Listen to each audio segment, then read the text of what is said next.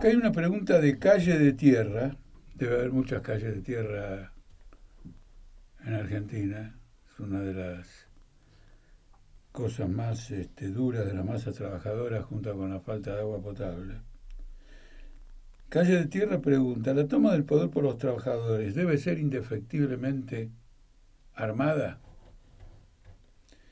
Hay que desarrollar un poco esta pregunta, porque la toma del poder por parte de los trabajadores implica un choque histórico con el aparato del Estado existente. No se puede negar esto. Si se niega esto, simplemente los trabajadores harían un gobierno en los marcos del capitalismo. ¿Puede haber un gobierno en el marco del capitalismo, un gobierno de trabajadores en el marco del capitalismo? Bueno, el Partido Laborista demostró en Inglaterra que puede haber un gobierno de los trabajadores en el marco del capitalismo. Salvador Allende y la Unidad Popular. Salvador Allende era un dirigente histórico del Partido Socialista, aliado con el Partido Comunista. Eran los trabajadores de Chile, los partidos de la clase obrera de Chile. Llegaron al gobierno con una votación que era minoritaria. Fueron apoyados por los partidos conservadores y demócratas cristianos en el Congreso y gestionaron bajo el capitalismo.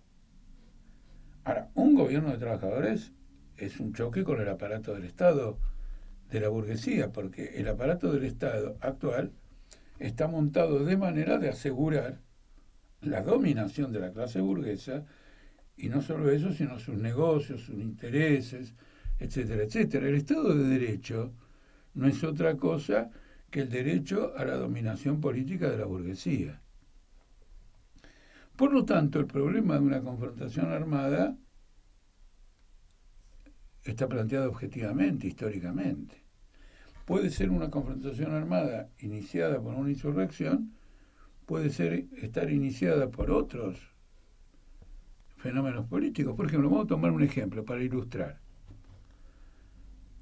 La República Española nació sin movimiento de masas. El gobierno perdió las elecciones municipales en Madrid y eso fue suficiente para que el rey Alfonso XII se escapara a Europa. Y nació la República Española. Esa República Española tuvo una serie de crisis muy brutales, muy duras. Hubo una insurrección en Asturias en el año 1934, violentamente reprimida, con decenas de miles de personas detenidas, y en 1936 gana las elecciones el Frente Popular. Pocos meses después, el general Franco inicia un golpe de Estado desde Marruecos. Los obreros en el resto de España se arman y comienza la Guerra Civil Española.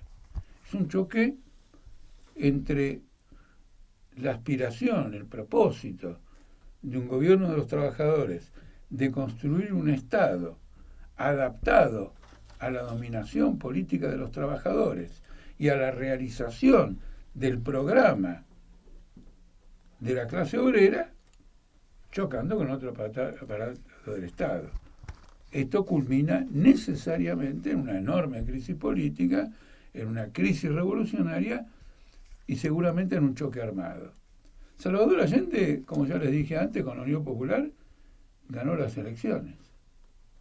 No solo ganó las elecciones, en 1972 le declaró, siempre repito esto porque creo que es instructivo, declaró al diario Le Monde que jamás permitiría la dictadura del proletariado.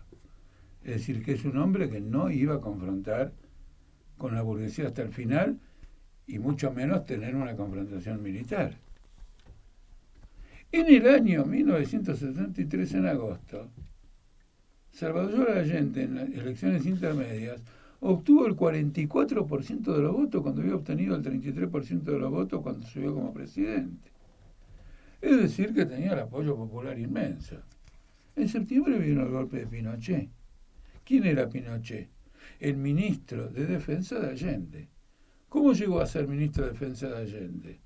Destituyó a otro general que había declarado abiertamente que no permitiría ningún golpe militar. Las Fuerzas Armadas se indignaron, le exigieron a Allende que lo saque, Allende lo sacó, lo pusieron a Pinochet, que subió como ministro de Defensa habiendo declarado que le va a dar un golpe militar porque echaban al ministro de Defensa que había dicho que estaba en contra. Otro militar. Este ministro de Defensa fue asesinado el año siguiente en Buenos Aires por una acción terrorista de los servicios de espionaje de Pinochet.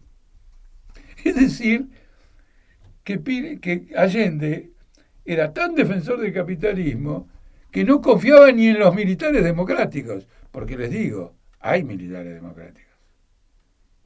Y en un momento de crisis, eso puede manifestarse en el hecho de que defiendan y apoyen una revolución proletaria.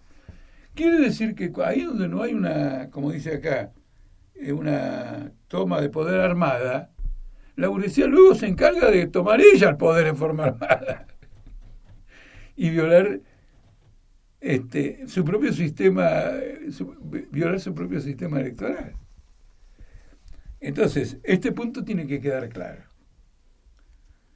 Cualquiera que niegue que el pasaje del poder a los trabajadores es un choque histórico entre dos formas de Estado diferentes, dos clases sociales antagónicas, y por lo tanto implican una confrontación de fuerza, una lucha armada y eventualmente una guerra civil, es alguien que está adscrito al sistema actual y procura ocultarlo con algunas frases socialistas de circunstancia.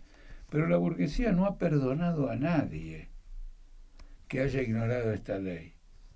No hay gobierno democrático de izquierda en el mundo que no haya sido derrocado, sustituido por un golpe militar, sus militantes torturados, la población aterrorizada. Todos estos campeones de la democracia que tenemos aquí en Argentina y en los demás países ya ejercieron el apoyo a todas estas porquerías y ahora se escudan con que son defensores de los derechos humanos. No, tienen mucho cuidado con esto. Así que quiero ser muy claro con esta pregunta. Evidentemente, la lucha de clases, como ha ocurrido en el pasado, no solo entre el proletariado y la burguesía, sino la burguesía y las monarquías y los señoríos feudales, etcétera, culminaron en levantamientos y luchas armadas.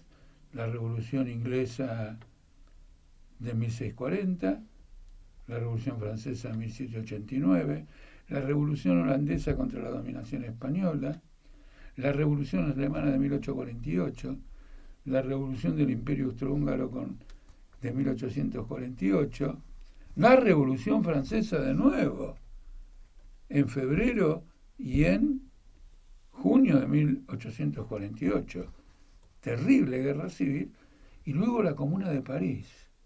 La Comuna de París fue una gigantesca masacre de obreros por un ejército que se había vendido al Estado alemán, y al ejército alemán abandonó la soberanía francesa porque era la prioridad aplastar el atrevimiento de los obreros de París que habían formado la Comuna de París. Lo que en la historia de Francia, permítanme la licencia, es recordado como el tiempo de los cerezos.